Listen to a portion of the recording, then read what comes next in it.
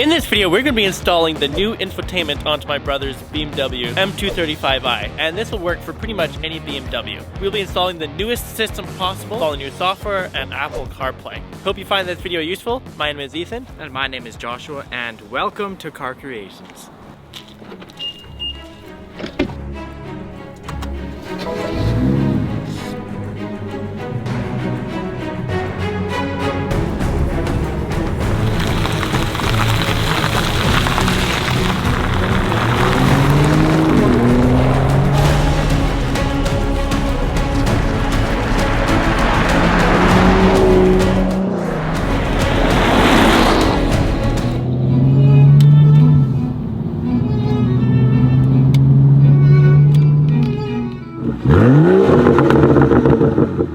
For this video, we teamed up with BimmerFixes to sell and code these payment systems along with the screens.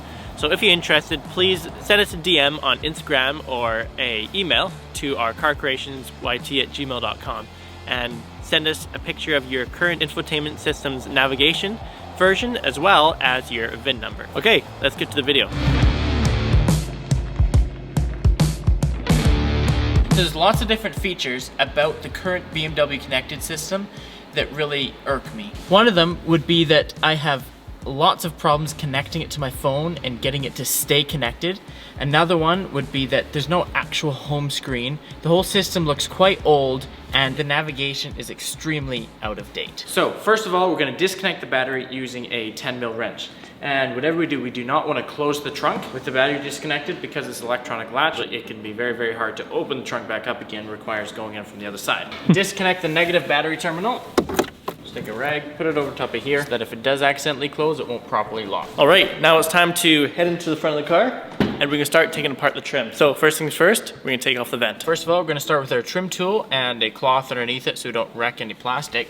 I'm just gonna go up here behind the vent here, just gonna pop it ever so slightly out. After you've popped the two top ones, it kind of pulls down a little bit, like that, and then you can kind of work your way around to the bottom ones. Shouldn't be too much force, but a little bit of force is required. Just pull it out a little bit.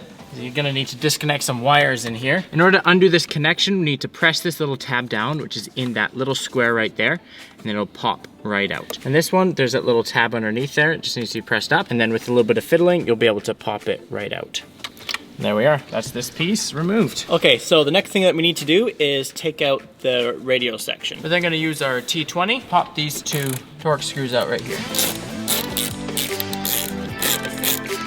We've removed these two Torx screws. Now we're gonna carefully pull this out, again with the trim tool. There's a couple tabs in here as they're kind of pulling out. I'm gonna get it underneath, just ever so slightly pop them. Like that. You have to be very careful with these BMW snaps because you'll find that you'll actually snap them and then that causes great problems. And with a little bit of love and care, this one should just pop right out quite easily, just like that. So if you do get to this step and you realize you've left a CD in there, just simply connect the battery up again, just place the terminal on, put this back in, and then you just press your CD out button. Turn the car on first. Watch, it doesn't work. Oh, wow, look at that. Just like that. And there's your CD. There you go, and that comes out super easily. Now we get to the head unit. So this is where the fun really starts. So let's just unpack the head unit and we show you what we got. So I personally decided not to go with the full touch screen because I don't think I would use it that much, but I'm gonna have Apple CarPlay. So this is just the head unit section here. So here's some extra wiring that I'm gonna need. A lot of bubble wrap.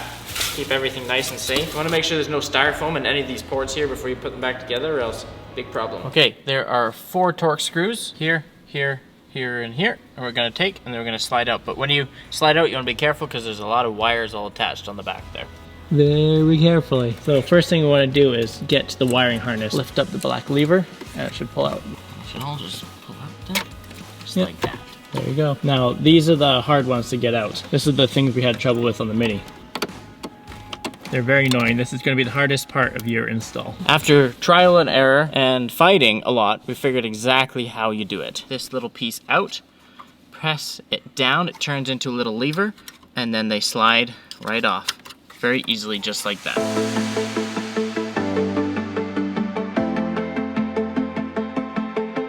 you'll get in your kit cable right here, because it's both a red and a black cable. For our unit, we had to use a prototype cable, but if you order this unit, you will be given a brand new pink cable, which you'd simply run from the head unit to the screen. Okay, so we're just gonna take these Torxes out. Screen will pop right out.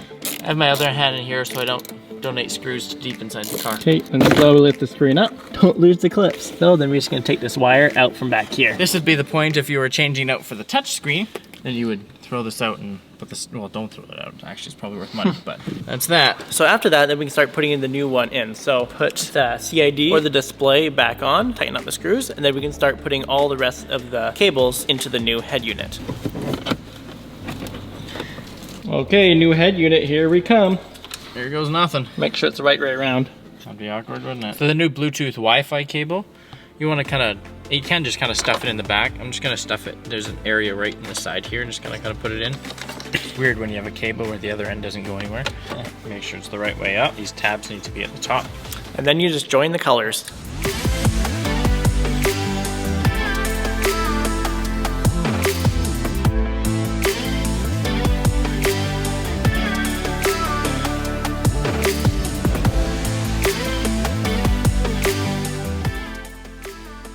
Okay, so before we put it all back together, we're just gonna plug in the wire harness and push it all back there to the spot where we need. Then we can test it before we put it all back together. There are some extra cables, which you'll just wanna shove back there.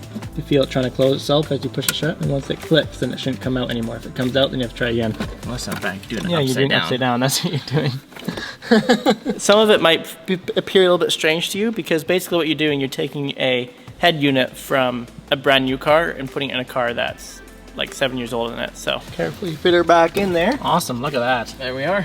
Beauteous. Extra room down here. Do you just store anything? Room for activities. You can put your illegal stuff in there. Yes. Let's connect the battery, turn it on, and see how it works. Now, when you get to this stage, the head unit is coded before we sent out, so most of the stuff should work. So go into it, test everything, see if there's anything that's missing. If something's missing, that's when we'll need to connect to your car using the ENET cable. Okay, so now we're gonna turn on the car and we're gonna test this. Yeah.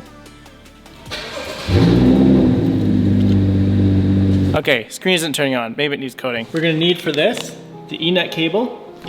We can send that with the package, or we'll send you a link for Amazon. Get your team viewer set up, and we get connected to your computer, and you get connected to your car.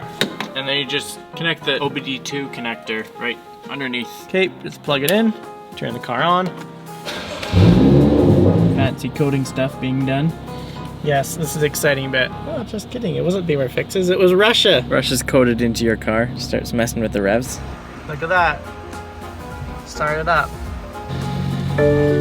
All sorts of fancy stuff happening. Something weird coming over the speaker right now. Oh, it looks so good. Now I kind of wish I got the touch screen, because you'd just be able to like swipe it over just like that. The reason it hadn't turned on initially is because I didn't properly push in that big block, chunky boy cable connection on the back of the head unit.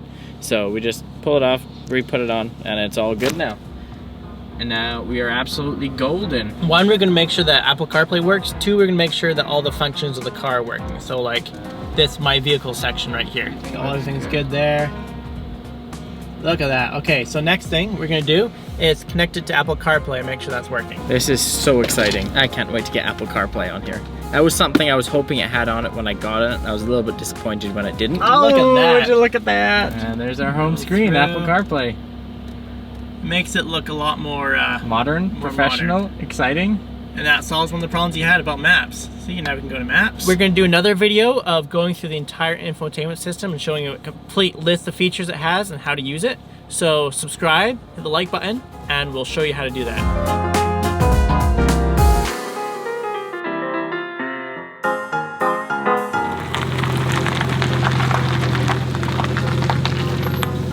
Alright, that's been our video today. We hope you enjoyed. Once again, if you guys want this system in your car, send us a DM on Instagram or email us. We hope you enjoyed the video. If you have any questions, please leave it below. All the tools that we use also in the description below. Hopefully you all enjoyed, and we hope this helped you guys out. Make sure you like, comment, and subscribe. And we'll see you all in the next one.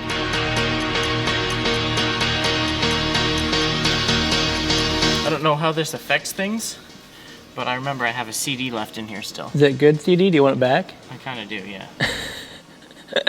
Make sure you have all your CDs out, because we are replacing the entire thing.